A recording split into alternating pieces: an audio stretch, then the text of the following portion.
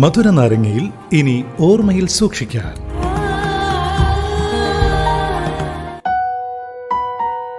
നമ്മുടെ രാജ്യം 78ാമത് സ്വാതന്ത്ര്യദിനം ആഘോഷിക്കുന്ന ഈ വേളയിൽ ഇന്ന് എനിക്ക് എന്റെ പ്രിയപ്പെട്ട ശ്രോതാക്കളോട് ഓർമ്മയിൽ സൂക്ഷിക്കാൻ പറയാനുള്ളത്, കഴിഞ്ഞ അതായത് 2023 ഓഗസ്റ്റ് 15 ശേഷം ഈ 2024 ഓഗസ്റ്റ് 15 എന്ന കാലാവധിക്കുള്ളിൽ ഇന്ത്യ നേടിയെടുത്ത ചില അഭിമാനാർഹമായിട്ടുള്ള നേട്ടങ്ങളുണ്ട്, ചില വിജയങ്ങളുണ്ട്. അതിനെക്കുറിച്ചാണ് ഇന്ന് ഓർമ്മയിൽ സൂക്ഷിക്കാനിൽ ഞാൻ എന്റെ പ്രിയപ്പെട്ടവരുമായിട്ട് പങ്കുവയ്ക്കാൻ പോകുന്നത്. അതിൽ ആദ്യത്തേതെന്ന് പറയുന്നത് 2023 ഓസ്കാർ അവാർഡ് പ്രഖ്യാപിക്കുന്ന സമയത്ത്, അതായത് 95ാമത് ഓസ്കാർ അവാർഡ് പ്രഖ്യാപിക്കുന്ന സമയത്ത് ഇന്ത്യയിൽ നിന്നും ഒറിജിനൽ ഗാനമായിട്ട് നാട്ട് എന്ന് പറയുന്ന ഗാനം എം കീരവാണിക്ക് ഓസ്കാർ ലഭിച്ചു. അതുപോലെ ഇന്ത്യയിൽ നിന്നും ഹ്രസ്വചിത്രമായിട്ട് ഏറ്റവും മികച്ച ഡോക്യുമെന്ററി ഹ്രസ്വചിത്രമായിട്ട് ദ എലിഫന്റ് വിസ്പറേഴ്സും പുരസ്കാരത്തിന് അർഹമായി. ഇനി മറ്റൊന്ന്, 2024 പുതിയ ക്രിമിനൽ നിയമങ്ങൾക്കുള്ള നിയമസംഹിത പാസാക്കി. 2024 ജൂലൈ 1 ഇന്ത്യൻ പീനൽ കോഡിനും കൊളോണിയൻ കാലഘട്ടത്തിലെ മറ്റ് നിയമങ്ങൾക്കും പകരമായിട്ട് ഭാരതീയ ന്യായ സംഹിത ഇന്ത്യ നടപ്പിലാക്കിയത് എന്നതും അഭിമാനാർഹമായിട്ടുള്ള മറ്റൊരു നേട്ടമാണ്. മറ്റൊന്ന്, 2023 ഓഗസ്റ്റ് 23 ദിവസം നമുക്ക് ഒരിക്കലും മറക്കാൻ സാധ്യമല്ല.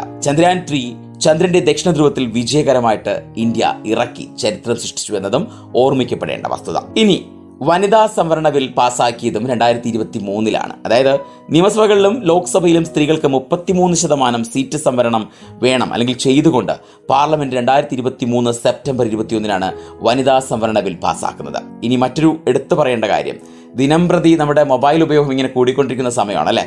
സോ 5G റോൾ ഔട്ട് ചെയ്തത് 2023 വെറും 9 മാസത്തിനുള്ളിൽ 22 സേവന മേഖലകൾ ഉൾക്കൊള്ളുന്ന ഇന്ത്യയുടെ ദ്രുതഗതിയിലുള്ള 5G റോൾ ഔട്ട്. 2023 5G വേഗതയിൽ ആഗോളതലത്തിൽ ആദ്യ 10 രാജ്യങ്ങളുടെ ലിസ്റ്റിൽ ഇന്ത്യ ഇടം നേടി എന്ന് പറയുന്ന അഭിമാനാർഹമായിട്ടുള്ള നേട്ടം. ഇനി എടുത്തു പറയേണ്ട, കായിക പ്രേമികളെ സംബന്ധിച്ച് ഈ ഒരു സ്റ്റോറി ഒരിക്കലും മാറ്റിവെക്കാൻ സാധ്യമല്ല. അതായത് T20 ലോകകപ്പ് 2024 ജൂൺ 29 നടന്ന ICC T20 ലോകകപ്പ് ഇന്ത്യ നേടിയെടുത്തു എന്നുള്ളത് ഇന്ത്യൻ കായിക രംഗത്തെ ഒരു പ്രധാന നേട്ടമായിട്ട് തന്നെയാണ് ഇത് കാണേണ്ടത്.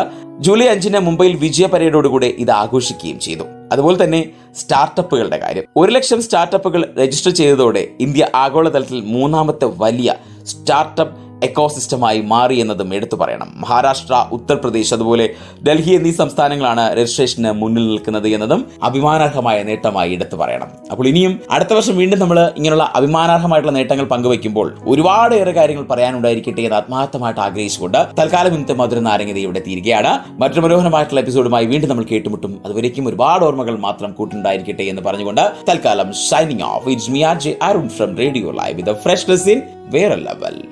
കേൾക്കൂ റേഡിയോ ലൈവിൽ മധുര നാരങ്ങ തിങ്കൾ മുതൽ വ്യാഴം വരെ വൈകിട്ട് 5 മണി മുതൽ 7 മണി വരെ RJ അരുണിനൊപ്പം. റേഡിയോ ലൈവ് UK മലയാളികളുടെ പ്രിയപ്പെട്ട റേഡിയോ സ്റ്റേഷൻ. ഇത് ഫ്രഷ്നെസ് ഇൻ വേറെ ലെവൽ.